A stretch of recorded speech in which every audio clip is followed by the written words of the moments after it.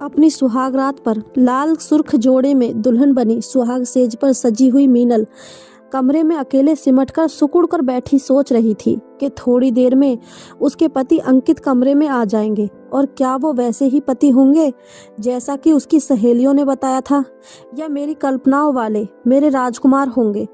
इस डर और कशमकश में डूबी वो सोचने लगी कि शादी की डेट करीब आते ही उसकी सहेलियों ने उसे बताया था कि कैसे सुहागरात को पति भूखे भेड़िए सा हम पर टूट पड़ता है और वो उस रात को न सिर्फ हमारा शरीर लहूलुहान करता है बल्कि हमारी आत्मा हमारे सपनों को भी चकनाचूर कर देता है और हम टूटे सपनों के साथ समझौता करके उसके साथ जीवन बिताते रहते हैं। मैं ये याद आते ही डर से कांपने लगी और अपने आप को उस पल के लिए खुद को तैयार करने लगी जिसके लिए मैं खुद तैयार नहीं थी। मैं सोच रही थी, क्या ये भी मुझे फूल की तरह मसल डालेंगे? क्या ये भी मेरे जज्बातों की जरा भी कदर नहीं करेंगे? और उसका डर तब और भी बढ़ गया जब उसे अपनी मामी की बात याद आई। मामी ने उसे बताया था कि वो बचपन से बाहर ही रहा है, पहले बोर्डिंग स्कूल, फिर इंजीनियरिंग कॉलेज के लिए और फिर जॉब के लिए बाहर रहा है। वो घर पर सिर्फ छुट्टी में ही आता था, तो वो थोड़ा सा रिजर्व नेचर का है और थोड़ा सा कम बोलता है। बाकी हमारी मीनल है ना, वो उसे अपने रंग में रंग लेगी। ये याद करके मेरा डर और बढ़ गया कि वो तो कभी परिवार में रहे ही नहीं, तो परिवार क्या होता है, जज्बात क्या होते हैं, जानते ही नहीं होंगे। तो कहीं मेरी सहेलियां जो कह रही हैं जो उनके साथ हुआ, कहीं ये भी तो वैसे ही तो नहीं होंगे। यह सोचकर मेरा डर और बढ़ गया। फिर उसे याद आया कि जब ये मुझे देखने आए थे तब भी तो ये मुझसे कुछ नहीं बोले थे, तब भी ये खामोश ही थे और रिश्ता तय होने के बाद भी तो इन्होंने आज तक मुझसे एक बार भी बात नहीं की थी, कभी एक भी फोन तक नहीं किया था। मेरा डर बढ़ता ही जा रहा था इनको और इनके व्यवहार को लेकर। अभी मैं इसी उधेड़-बुन में थी कि तभी दरवाजे पर हरकत हुई। मैंने घूंघट में से देखा तो ये अंदर आकर दरवाजा बंद कर रहे थे। अब मेरा दिल डर के मारे जोर जोर से धड़कने लगा और मैं अपना पाँव मोड़कर और सिकुड़ गई। दरवाजा बंद करके ये जैसे ही मुड़े और बेड की तरफ आने लगे, वैसे वैसे मैं थर थर कांपने लगी। मैंने घूंघट से देखा तो ये बिल्कुल बेड के कोने तक आ चुके थे और फिर ये अचानक से वापस मुड़े और फिर सोफे पर से 2 बड़े कुशन ले आए। मैं घूंघट में से सब देख रही थी और फिर इन्होंने मेरे पास आकर कुशन मेरे पीछे बेड के सिरहाने पर रखे और मुझे कहा कि तुम थक गई होगी, आराम से रिलैक्स होकर पीठ टिकाकर बैठो, कोई टेंशन लेने की या घबराने की ज़रूरत नहीं है। मुझे उनके ये शब्द बहुत अच्छे लगे। ऐसा लगा जैसे तपते रेगिस्तान में प्यास से तड़पते मुसाफिर को किसी ने पानी दे दिया हो। फिर उन्होंने मुझसे पूछा कि तुम्हें अभी किसी भी चीज़ की ज़रूरत हो तो बताओ। मैंने नाम में सिर हिलाया और फिर उन्होंने पूछा, अगर तुम्हारी इजाज़त हो तो क्या मैं तुम्हारे पास बैठ जाऊं? मैं उनकी इस बात पर हैरान थी क्योंकि सबने बताया था कि पहली रात को पति कोई बात पूछना तो नहीं है, बस अपने मन की ही करता है। और ये तो मेरे मन की करना चाहते थे और मुझसे मेरे पास आने की इजाज़त मांग रहे थे और मैं इसी सोच में गुम थी। थोड़ी देर तक मेरा कोई भी उत्तर ना पाकर ये अभी तक खड़े थे। इन्होंने फिर पूछा कि क्या मैं तुम्हारे साथ बैठ सकता हूँ? तभी इनकी आवाज़ मेरे कानों में फिर से पड़ी तो मैं अपनी सोच से बाहर आई और मैंने हाँ में सिर हिलाया तो ये मेरे सामने बैठ गए और बोले, मेरी ज़िंदगी में आने के लिए शुक्रिया मीनल। और इनके पहले प्यार भरे बोले थे ये शब्द मेरे दिल को छू गए। मन का डर कुछ कम होता सा लगा। तभी इन्होंने जो दूसरा वाक्य बोला उसने तो मुझे और भी हैरान कर दिया। उन्होंने पूछा कि क्या तुम मुझे खुद को छूने का हक देती हो? मैं अब और भी हैरान थी क्योंकि सबने बताया था कि पति कुछ भी नहीं पूछेगा, बस टूट पड़ेगा हम पर, और ऐसा तो कुछ भी नहीं हो रहा था। ये तो बेहद शांत थे और ये तो मेरे करीब आने की, मुझे छूने की भी मुझसे इजाज़त मांग रहे थे। मैं एकदम खामोश थी और सोच रही थी कि क्या बोलूं। तभी इन्होंने फिर से पूछा, क्या मुझे इजाज़त है? मैं अब भी समझ नहीं पा रही थी कि क्या बोलूं। तभी इन्होंने कहा कि मीनल, मैं जानता हूं तुम क्या सोच रही हो। तुम सोच रही हो ना कि हमारी शादी के बाद मेरा तुमसे ये सवाल क्यों है, क्योंकि हमारी शादी होते ही मुझे ये हक स्वयं मिल चुका है। लेकिन मैं तुमसे कहना चाहता हूँ कि ये सही है, लेकिन अभी हमारी तन की तन से शादी हुई है, लेकिन अभी हमारे मन का मन से मिलन बाकी है। और मेरा मन तो जिस दिन मैं तुम्हें देखने आया था उसी दिन तुम्हारा हो गया था, लेकिन तुम्हारा मन मेरा जब हो जाएगा तभी हम जीवन के इस खूबसूरत सफ़र पर साथ चलेंगे।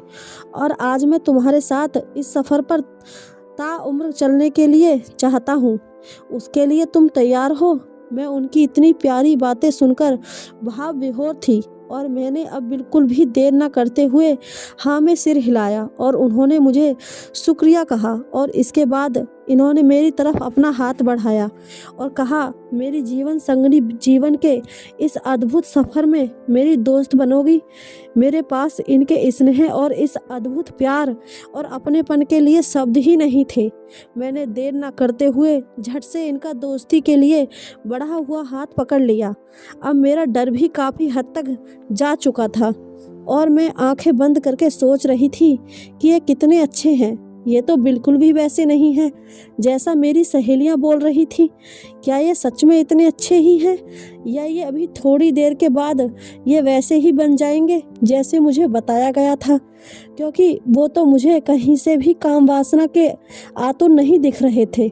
इन्हें देखकर कहीं से भी ये आभास नहीं हो रहा था कि ये मुझ पर भूखे भेड़िए से टूट पड़ेंगे। अभी भी मीनल का मन इसी उलझन में उलझा हुआ था कि तभी मीनल एकदम से चौंक गई, क्योंकि अचानक उसके पति ने उसका घूंघट उसके चेहरे से हटा दिया और मीनल ने शर्म से अपनी आंखें बंद कर ली। अब अंकित ने मीनल के शर्म से झुके हुए चेहरे को अपने हाथ से ऊपर उठाया और निहारने लगे। मीनल ने आंखें बंद की हुई थी। उसके पति ने बेहद हल्की सी आवाज़ में कहा, मीनल। तभी मीनल ने हल्के से अपनी आंखें खोली और अपने पति को अपनी ओर देखता पाकर उसने तुरंत आंख बंद कर ली। अब उसके पति बोले कि आंखें खोलो मीनल, मैं तुमसे कुछ कहना चाहता हूँ। मीनल ने अपनी आंखें खोली और लड़जती आवाज़ में बोली, जी कहिए। अंकित ने कहा, मीनल, मैं जानता हूँ कि तुम्हारे मन में ये सवाल है कि हमारा रिश्ता होने के बाद भी मैंने तुमसे कभी फ़ोन पर बात क्यों नहीं की है। तो उसके पीछे का कारण ये है कि जब हम फ़ोन पर बात करते तो पिछले 6 महीने में हम एक दूसरे के बारे में सब जान जाते और शायद हम पे आज इस खूबसूरत रात में कहने के लिए कोई बात भी नहीं बचती। और मैं नहीं चाहता था कि ऐसा हो। और मैं तुम्हें एक बात और कहना चाहता हूँ तुमसे मीनल। जी कहिए। I love you Meenal. Meenal का चेहरा ये सुनते ही शर्म से लाल हो गया और उसे अंकित के मुंह से ये सुनना बहुत ही अच्छा लगा और मीनल को समझ ही नहीं आया कि वो क्या कहे। बस वो बेहद शांत भाव से अंकित की बातें सुन रही थी। और अंकित ने फिर कहा कि मीनल, एक बात और कहनी है। और अंकित ने जो कहा वो सच में बहुत ही सुकून से भरा था। अंकित बोले कि तुम अपने बीते हुए कल का कोई भी बोझ लेकर आने वाले कल में नहीं जीना।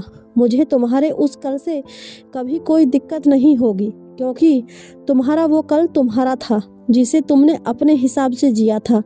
अगर तुम्हें लगे कि मेरा तुम्हारे उस कल में शामिल होना ज़रूरी है तो ही मुझे उसमें शामिल करना, और ये फैसला पूरी तरह तुम्हारा अपना होगा।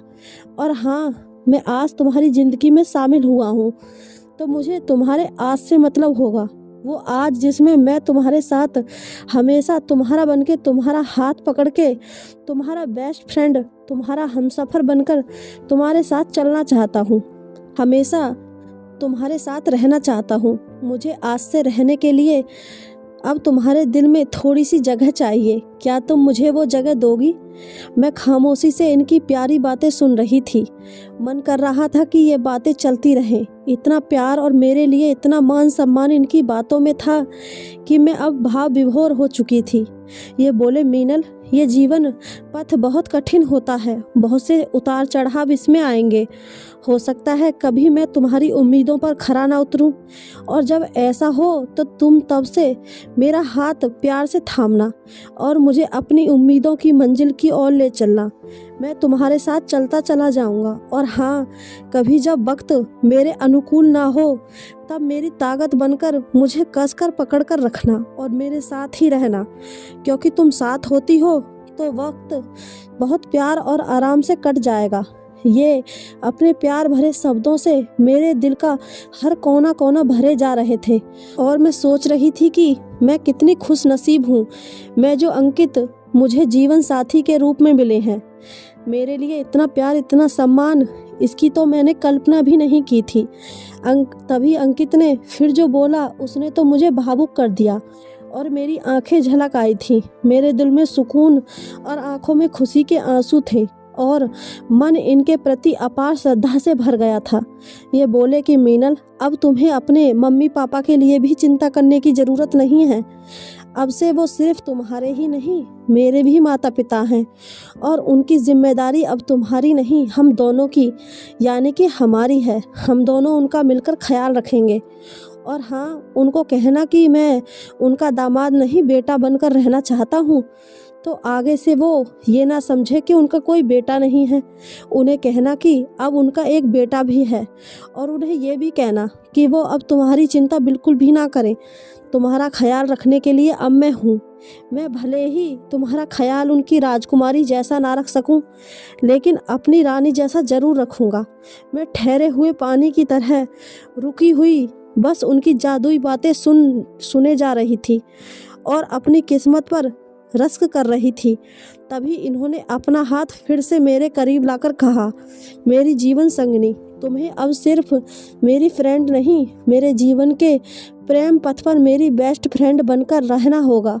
क्या तुम मेरी फ्रेंड से मेरी बेस्ट फ्रेंड बनोगी? मैंने झट से उनका हाथ थाम लिया और उनके सीने पर अपना सर रख लिया। इन्होंने मुझे अपने प्रेम पास में कस लिया और मुझे कसकर पकड़ लिया। मैं इनके सीने से लगकर अपने आप को बहुत सुरक्षित महसूस कर रही थी, क्योंकि अब मेरा सारा डर दूर हो चुका था और अब ये मेरे बालों को अपने स्नेह भरे हाथ से प्रेम पूर्वक सहलाने लगे। मैं इनके प्रेम में डूबती जा रही थी। तभी मुझे अपने सर पर इनका स्नेह से भरा किस महसूस हुआ। ये मेरे जीवन का पहला प्रेम किस था। इससे पहले के सभी किस स्नेह और ममता से भरे होते थे। मैं अपने पहले प्रेम किस को महसूस कर प्रेम रस से सरोबोर इनके सीने में समाये जा रही थी। मुझे इनकी बाहों में आकर एक अजब सा सुकून महसूस हो रहा था। आज मुझे इन्हें पाकर संपूर्णता का एहसास हो रहा था, और अब मेरा भी मन नहीं चाहता था कि ये पल कभी भी खत्म हो और मैं इनके बहुपास से बाहर निकलूं। मैं इनके सीने से अब यूं ही लगी रहना चाहती थी। मैं इस प्रेम की इस आगाध अनुभूति को पूरा जी लेना चाहती थी। अंकित अब भी स्नेह से मेरे बालों को अपनी उंगलियों से सहलाए जा रहे थे। मेरा मन पूरी तरह से अब इनका हो चुका था। मैं ये सोच ही रही थी कि तभी अंकित ने मेरे साथ क्या किया। अंकित ने क्या आज ये मीनल और अंकित के प्रथम मिलन की शुरुआत की और पहला कदम था, या कुछ और? जानने के लिए देखते रहें हमारी कहानी का दूसरा भाग।